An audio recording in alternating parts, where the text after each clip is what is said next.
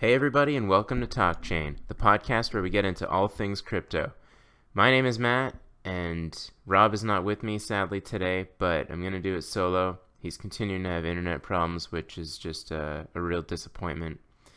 And I want to thank everybody for watching. Rob and I usually try and break down what's going on in the crypto world so that we can all get out unscathed and make a little money.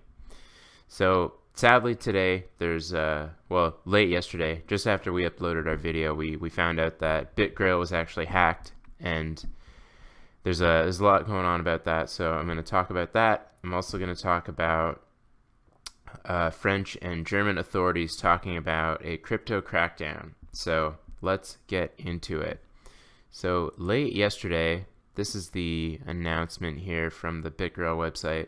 For those who don't know, Rob and I actually covered this. We talked about how the Bitgrail CEO was on Reddit sort of behaving weirdly and calling people out in the last few months, and then it came out that they wanted to add some more verification for people, and that they couldn't actually do anything with their coins until they were verified. And then they were really slow when it came to the verification, and then they sort of demanded that they get to keep all of your Bitgrail, and that you could only withdraw, or they would only give you back Bitcoin, and that was for non-EU customers. So all that kind of stuff left a bad taste in mine and Rob's mouth, so we advised people to get their coins off Bitgrail. It just seemed like they weren't doing their best to help their customers out, and it just seemed very strange. So today, or yesterday late, comes out, internal checks revealed unauthorized transactions, which led to 17 million nano shortfall. It's cute that they said shortfall. And, they said that fraudulent activities have been submitted to the competent authorities, and it's under police investigation. So it's suspicious.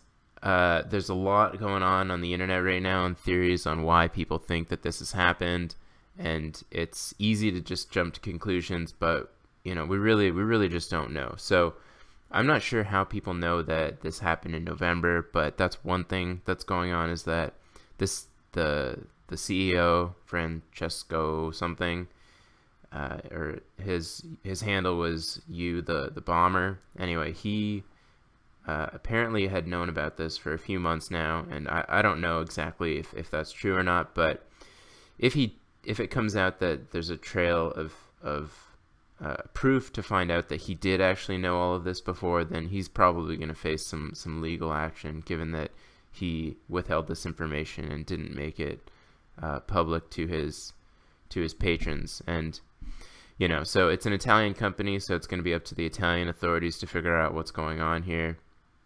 It's really disappointing, because the real people that are going to hurt are the nano investors long term. So if you have a significant amount of nano in here, the price is going to get hit, and it's obviously down right now, but the fundamentals of the coin itself I don't think are hurt. The other people obviously are people who had coins on Bitgrail, and it's not clear what's going to happen. Bitgrail doesn't look like they're going to step forward and give you back any money. They're not going to be able to offer you anything, and it's not really surprising, given that this clown CEO has been acting like a real piece of garbage the last few months anyway. So it's not really a surprise that he's going to not offer anything and just say, sorry guys, we were hacked, and that's what you get. But if there is any fraud or anything that goes on, then he might be liable for something. But so up until now, it seems like your coins, if they were on Bitgrail, or your XRB in particular, are going to be gone. The other coins, they say, aren't involved, but we don't really know. And they've also mentioned that they've temporarily suspended withdrawals and deposits, so you can't really do anything. And I think the best thing to do is just wait it out and see what happens from there. So the one piece of good news is that this actually has nothing to do with the coin itself. So it's actually the hack has nothing to do with Nano. It was an exchange problem. And I think yesterday I mentioned how every single day we're coming out with a hack. Something happens, that there's a security problem, and these are growing pains, like Rob said yesterday, with the whole industry, but it's really disappointing, and it's only going to prevent people from getting into crypto, because every other day there's a goddamn hack, and people who are starting exchanges, they need to get it together, because nobody's going to use crypto if we continue to get hacks and people continue to lose their money. And it's frustrating, because those of us who actually believe in these projects aren't going to get anywhere with it, because nobody trusts anybody. So it's a real call to action for people who are actually going to provide security for their customers. And Binance, I think, steps out of the typical exchanges in this regard, because how they've dealt with their issues in the last few days, I think, was very mature and very upfront and transparent. And I think that's going to make them a real leader when it comes to altcoin exchanges. The one thing that's going to hold them back is getting actual fiat to altcoin pairs. If they can get that, then I think they're going to be pretty good. But anyway, so the Nano on Medium released this statement saying that it actually had nothing to do with the Nano protocol itself. So it was an actual hack from the Bitgrail wallet. And so it has nothing to do with the actual coin itself. So if you're holding Nano, I would suggest you just continue to hold it. Don't sell based on this panic. There's no reason to sell. The only thing is that a big sum of Nano is now in the hands of one person, but there's nothing to suggest that the actual coin itself is of danger. So definitely avoid doing anything related to Bitgrail, and if you want news about the coin itself, follow the at Nano Currency, and don't do anything with Bitgrail. So it's going to be tough going, I think, forward for Nano, just given the drama surrounding Bitgrail. But the coin itself, I think, is a good project. It offers a good solution. I'm gonna buy at this price here. I think this is a great price, and I think long term it has a lot of potential as a project. So if nobody has been in Nano before, it's a good time to put a little bit of money in. And if you're scared to hold any Nano on any exchange, I don't blame you. And I think everybody should open a Nano wallet. So you buy the coins on an exchange, and then from that exchange you withdraw it to a private wallet. So this guy here, you open it, and it keeps control of your private keys, and the private keys are the way that you can actually get access to the coins. So they're not actually physically held on the wallet. They're actually the wallet has encrypted keys. So that's how these wallets work. So you withdraw from the exchange to the wallet, and the wallet keeps your coins safe, so you're not at the whims of an exchange that isn't trustworthy when it comes to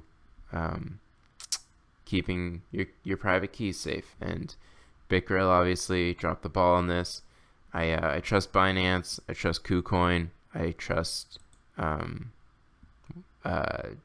Coinbase. Those are the three different sites that I use right now, or GDAX. But the more this is happening, the more I'm inclined to open a bunch of different wallets. So I bought a Nano Ledger S, and the coins that supports, I'm going to transfer some onto that.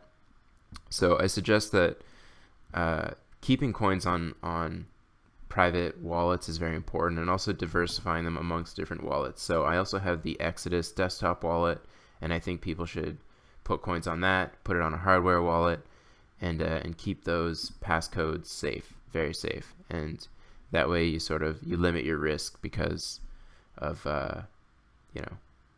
if one of them gets hacked for some reason, or one of them gets your password for some reason, you have coins on other wallets, so you're less likely to lose all of your money. Okay, so disappointing stuff, and I hope this is a call to action for people to do better in the future. So the last thing I want to talk about is this G20 meeting that led to French and German finance officials calling for a global crackdown on cryptocurrency. So same old thing. We hear this all the time. I'm not going to get into too much depth with this. Suffice to say that governments are coming in and they want to see it regulated. So it's a little different here because this is like a group of international countries, big international countries, as well, especially countries in the EU and the IMF. So they want to see stuff going on with crypto regulation, and to think that international organizations are going to try and regulate it is, I think, a pipe dream, but it could definitely happen. I think right now they just want some information. They want to know details about how crypto assets work and what's going on with them. And I think things like hacks and all of these people losing money is sort of ringing alarm bells with these institutions, and they want to know what's going on.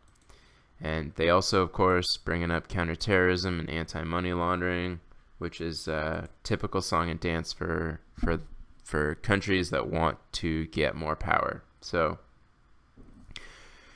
just, it's another call for regulation, and we'll see how that goes moving forward. So that's about all I've got for us today. I did want to touch on Bitcoin technical analysis real quick.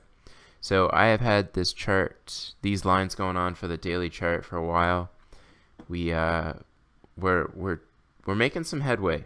It looks like we're going to get a support line going up here, and when a support and resistance line meet up like that, it's usually a consolidation of sorts, and it's indicative of a move or of some sort of move going forward. So either it's going to continue along one or the other, and use the other one as a support or resistance. So we'll see how it goes moving forward. The volume has sort of declined big time from the peak about 6 days ago when we got that big bounce at around 6,500.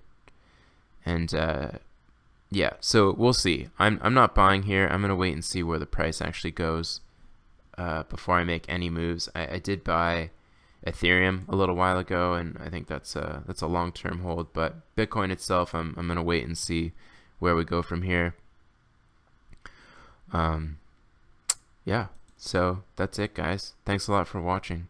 I want everybody to click like or subscribe. Let me know what you think about Bitgrail, about Nano. Tell me your losses so we can be disappointed together. And let me know what you think about regulation. Hopefully Rob and I are back here tomorrow with more details in the crypto markets. But until then, I want to thank everybody for watching. Rob and I are going to do our best to break down what's going on in the crypto world so that we can all make some money. Thanks a lot for watching. See you next time.